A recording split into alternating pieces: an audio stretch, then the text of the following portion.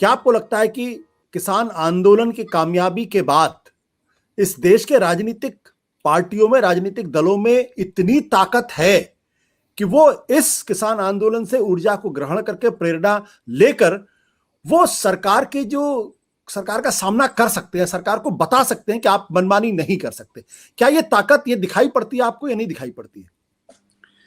देखिए, जहां तक मेरा मानना है कि आज की ही घटना ले लें कि आज अगर संसद में दोनों कानूनों की वापसी का जो प्रस्ताव है वो केवल 4 मिनट में पास हो गया और उस पर सरकार ने बहस करने नहीं दी, और इस मुद्दे पर विपक्ष बयानबाजी के अलावा और कुछ कर नहीं पाया। तो विपक्ष में जो ताकत आनी चाहिए वो पता नहीं किस कारण से विपक्ष में दिखती नहीं है।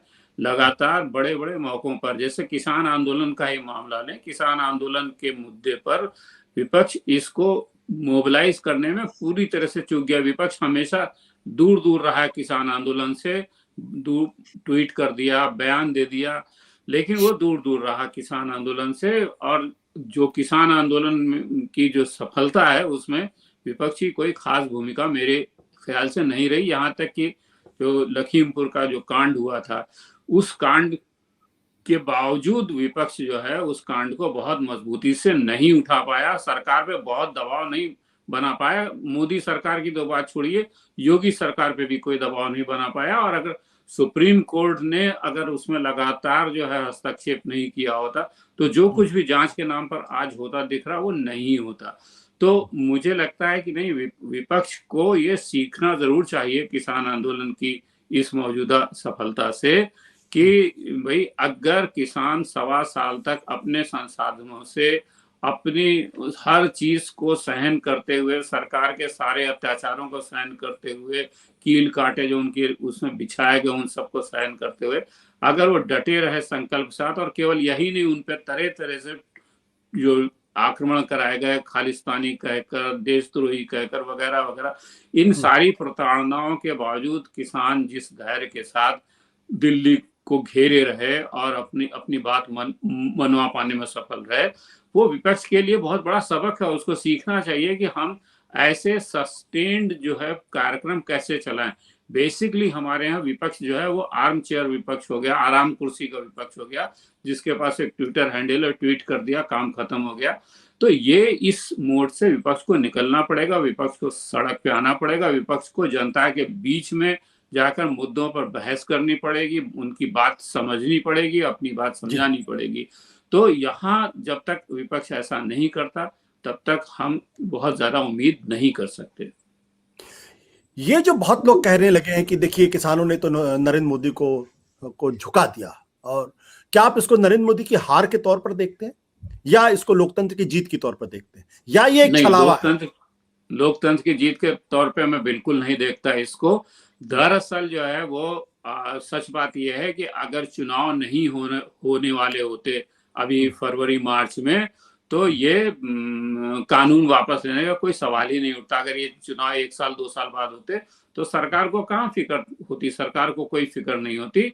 दरअसल सरकार को के सामने चूंकि चुनाव है, और चुनाव उत्तर प्रदेश में, चुनाव पंजाब में, चुनाव उत्तराखंड में, और सरकार के पास इस तरह की तमाम रिपोर्टें पहुंची कि किसान आंदोलन पर सरकार के रवैये से बीजेपी को काफी नुकसान हो सकता है। और वो जगह जगह देखा गया, हरियाणा में देखा गया जहां बीजेपी नेताओं के खिलाफ लोगों को गुस्सा सामने आया, उत्तर प्रदेश में देखा गया, पंजाब में तो देखा ही जा रहा है।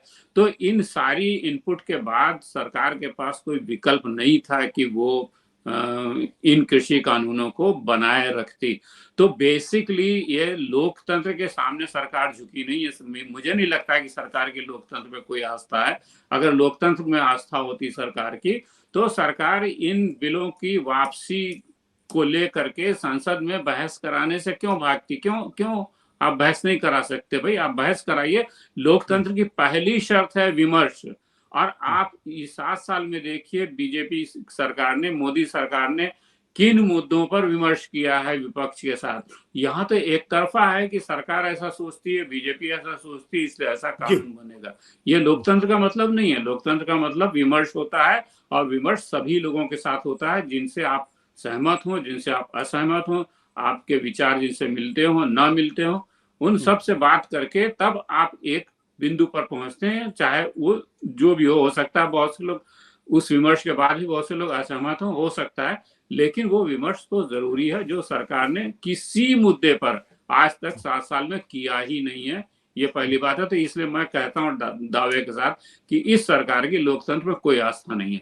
और ये जो कृषि कानून वापस लिए गए हैं, ये कृषि कानून वापस लेना सरकार की केवल मजबूरी थी। और अगर चुनाव अभी 2-3 महीने में नहीं होते, 2 साल बाद होते, तो ये किसान आंदोलन 2 साल तक किसान यहीं बैठे रहते और सरकार इनकी कोई परवाह नहीं करते। वो इस बात से भी साबित है कि अगर सरकार को किसानों की इतनी ही परवाह होती या ऐसे ही सरकार झुक गई, तो लखीमपुर खीरी के मामले में सरकार का रवैया देख लीजिए ना, कि जिस व्यक्ति ने सरेआम सारे वीडियो हैं, किसानों को रौंद दिया, कुचल दिया, उसका पिता जो है अभी भी मोदी सरकार में मंत्री है। आप उसको हटाने की कोई बात नहीं करते, और उस व्यक्ति के खिलाफ भी अभी तक कोई भी ठोस कार्रवाई नहीं हो रही है। उत्तर प्रदेश सरकार लगातार टाल मटोल कर रही है, हालांकि सुप्रीम कोर्ट लगातार उसको कह रहा है, उस पर दबाव बनाए हुए।